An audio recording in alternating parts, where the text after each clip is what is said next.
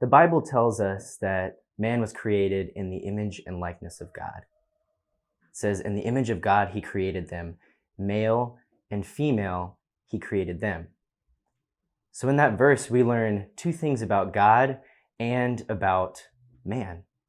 We learn that he is a unity and a relationship. Man is invited into that unity. They are created male and female, but they have one human nature. They are invited into relationship with one another and relationship with God. Adam and Eve were created in the image and likeness of God, but they chose, rather than to unite with him, they chose to unite with each other away from him. They chose to distrust in his love for them. When they chose to eat of the tree of the knowledge of good and evil, they had decided either one of two things: that God was not truly good, or that he didn't actually love them.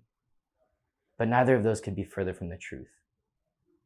And it can be really difficult for us to think about a relationship of unity and love, especially in the covenant of marriage, the sacrament of marriage that we're invited into, when those aren't the experiences that we have in our daily life in marriage.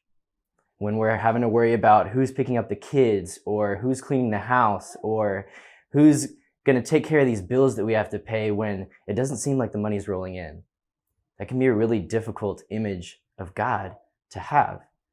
If the image of our relationship, man and woman, in a marriage is meant to reflect the image of unity and love in relationship with God that we have, and these are the struggles that we have, then we can start to question, is God truly good? And does he truly love us? Thanks be to God. The marriage covenant is renewed in Jesus Christ.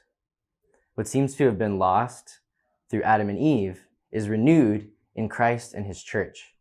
He invites us back into that unity with him and that unity with one another. It's a relationship of love that we're called to. It's a covenant, not only with him, but with one another. In Ephesians, we get an idea of what that looks like between husbands and wives. The book of Ephesians chapter 5 says, "Husbands, love your wives, even as Christ loved the church." And how did Christ love the church? He died for her. He gave his life for her. He was willing to make sacrifices for her.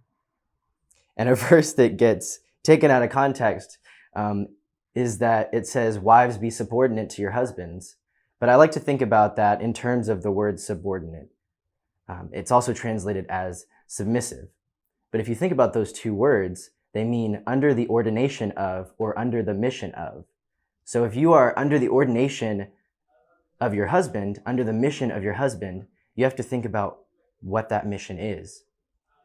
And if we're relating it to Christ and his church, what was the mission of Christ and his church?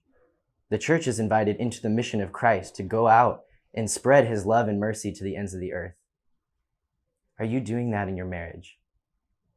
Christ is inviting you to renew your marriage in him.